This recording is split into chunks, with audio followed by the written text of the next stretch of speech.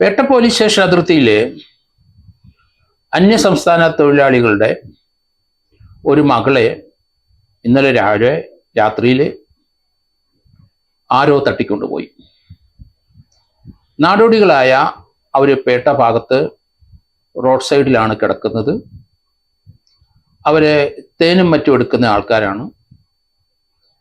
3 ആൺകുട്ടികളുടെ കൂടെയും 1.5 വയസ്സ് 2 വയസ്സുള്ള പെൺകൊച്ചു കിടക്കുകയായിരുന്നു.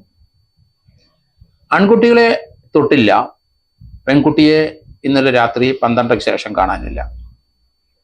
അവർ ഉണർന്നു നോക്കുമ്പം പെൺകൊച്ചിനെ കാണാനില്ല.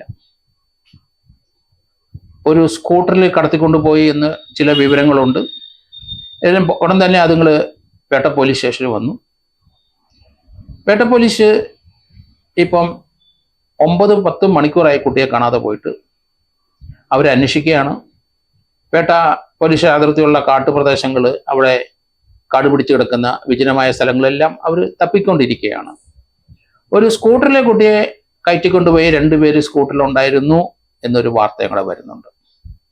CCTV ദൃശ്യങ്ങൾ ആ ഏരിയയിലെ മുഴുവൻ പോലീസ് നോക്കുന്നുണ്ട്. അതിൽ നിന്ന് ഈ സ്കൂട്ടറിലാണ് കൊണ്ടുപോയെന്ന് ഉടൻ തന്നെ കണ്ടെത്തുമെന്ന് ഞാൻ കരുതുന്നു.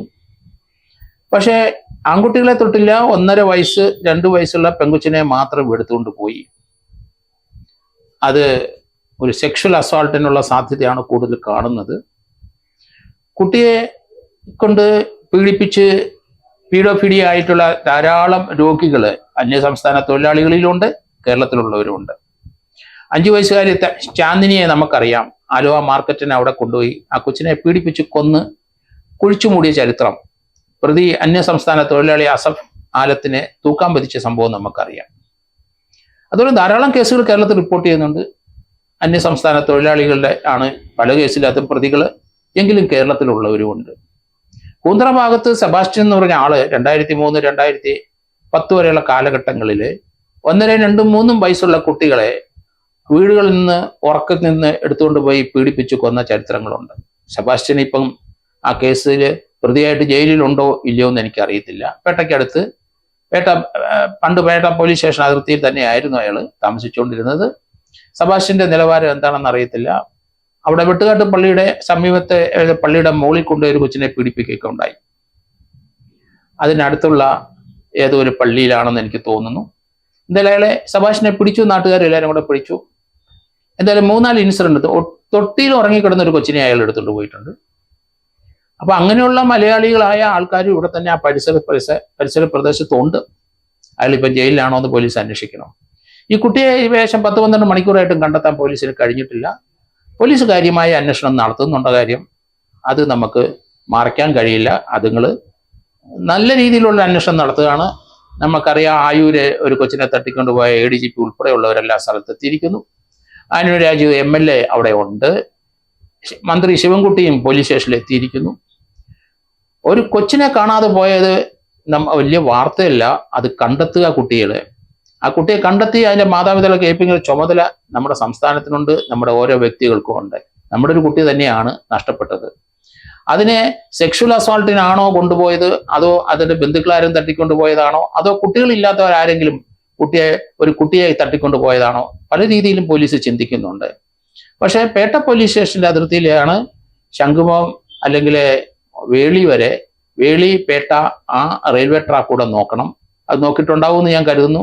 തിരുവനന്തപുരം മുതൽ വേളി വരെയുള്ള ആ റെയിൽവേ ട്രാക്ക് തീർച്ചയായിട്ടും നോക്കണം. അവിടെ എവിടെയെങ്കിലും കുട്ടിയെ ഉപയോഗം കഴിഞ്ഞ് വലിച്ചെറിഞ്ഞ് പോയിട്ടുണ്ടോ എന്നുകൂടെ നോക്കണം. ആ രീതിയിലും പോലീസ് ചിന്തിക്കുന്നുണ്ട്.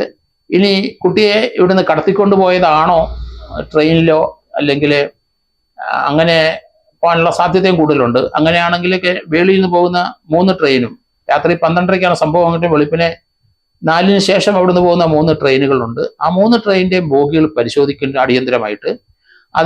അത് തീർച്ചയായിട്ടും അത് കേരളം വിട്ടിട്ടുണ്ടാകാൻ സാധ്യതയില്ല. അതിനു മുമ്പ് ആ റെയിൽവേ അധികൃതർക്ക് ആ മെസ്സേജ് എത്തിയിട്ടുണ്ടാവും. ആ ട്രെയിനകത്ത് എവിടെയെങ്കിലും ഈ കൊച്ചുണ്ടോ എന്ന് പരിശോധിച്ചിട്ടുണ്ടായും. എന്തായാലും ഇതുവരെ കിട്ടിയില്ല. കുട്ടിയുടെ ജീവൻ അപകടത്തിലാണെന്നാണ് ഞാൻ കരുതുന്നത്.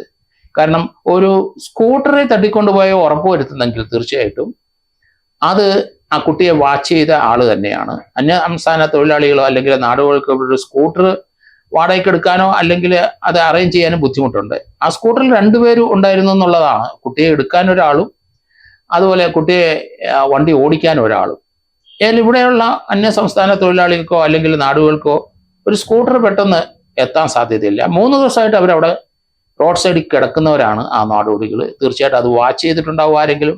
അങ്ങനെയായിരിക്കണം കുട്ടിയെ തട്ടിക്കൊണ്ടുപോയത്. അതിനുള്ള സാധ്യത വളരെ കൂടുതലാണ്. ഇതുപോലെയുള്ള ഞരമ്പ് രോഗികൾ ധാരാളം കേരളത്തിലുണ്ട്. അത് നമ്മൾ മറക്കരുത്. അപ്പൊ ആ കുട്ടി 3-4 ദിവസമായിട്ട് അവിടെ കിടന്നുറങ്ങുന്ന കണ്ടിട്ട് ആരെങ്കിലും കുറ്റവാളികൾ ഇത് ചെയ്തതാണോ എന്ന് സംശയിക്കേണ്ടിയിരിക്കുന്നു. ഏതായാലും പേട്ട പോലീസ് സ്റ്റേഷൻ അതിർത്തിയിൽ ഈ കുട്ടിയെ എങ്ങും ഒളിച്ചു വെച്ചിട്ടില്ല, അല്ലെ കുട്ടിയെ എവിടെയെങ്കിലും ഉപേക്ഷിച്ചിട്ട് ആയിട്ട് കാണുന്നില്ല എന്ന് ഉറപ്പുവരുത്തുക പോലീസ്.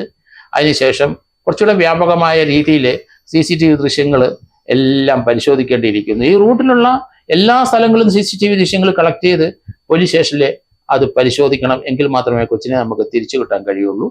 ഏതായാലും 1-2 വയസ്സുള്ള ആ കൊച്ചിനെ അതിൻ്റെ പടം TV-യിലും ഒക്കെ വന്നു കഴിഞ്ഞിരിക്കുന്നു. കൊച്ചിനെ കണ്ടാൽ തിരിച്ചറിയാൻ സാധിക്കും പലർക്കും. അതുകൊണ്ട് ഇതുപോലെ ആരെങ്കിലും കൈവശത്ത് അല്ലെങ്കിൽ സ്കൂട്ടറിൽ ഇതുപോലെയുള്ള കുട്ടികളെ കൊണ്ട് പോകുന്നുണ്ടെങ്കിൽ തടഞ്ഞു നിർത്തി പരിശോധിക്കേണ്ടിയിരിക്കുന്നു. അത് ചലഞ്ച് ചെയ്തിട്ടേ വിടാവുള്ളൂ. കാരണം അന്യ സംസ്ഥാന തൊഴിലാളി ഇവരുടെ ബന്ധുക്കളോ അല്ലെങ്കിൽ നാടോടികളായ ഇവരുടെ ആരെങ്കിലും ആകാം ഇത് തട്ടിക്കൊണ്ട് പോയുള്ള സാധ്യതയെ നമുക്ക് തള്ളിക്കളയാൻ പറ്റില്ല. ഏതായാലും ആയൂരെ നമുക്കറിയാം ആ കൊച്ചിന്റെ സംഭവങ്ങൾ. അവിടെ ആ കുട്ടിയെ കാണാതെ പോയ കേരളം മുഴുവൻ അങ്കലാപ്പിലായിരുന്നു നമ്മൾ. അതിനുശേഷം കുട്ടിയെ ജീവനോടെ തന്നെ മടക്കി കിട്ടി. ഇവിടെ ഈ കുട്ടിയെ ജീവനോടെ തന്നെ മടക്കി കിട്ടാനുള്ള കാര്യങ്ങൾ പോലീസ് നോക്കണം. എത്രയും പെട്ടെന്ന് അന്വേഷണം പര്യവസാനിപ്പിക്കണം. കുട്ടിയെ കണ്ടെത്തണം. ഇല്ലെന്നുണ്ടെങ്കിൽ കുട്ടിയുടെ ജീവൻ അപകടത്തിൽ തന്നെയാണ് എന്ന് ഞാൻ കാണുന്നു. അത് തന്നെയല്ല, പല രീതിയിലും ചിന്തിക്കുന്നുണ്ട്. എല്ലാ രീതിയിലും പോലീസ് അന്വേഷിച്ച് മുന്നോട്ട് കയറണം. കാരണം ADGP ഉൾപ്പെടെയുള്ളവരെല്ലാം സ്പോട്ടിൽ ഉണ്ട്, നിർദ്ദേശം കൊടുക്കാൻ അവരുണ്ട്. ഏതായാലും വളരെ വ്യാപകമായ ഒരു അന്വേഷണത്തിൽ കൂടി മാത്രമേ നമുക്ക് എന്തെങ്കിലും ഈ കേസിന് തുമ്പുണ്ടാവുകയുള്ളൂ എന്ന് ഞാൻ കരുതുന്നു.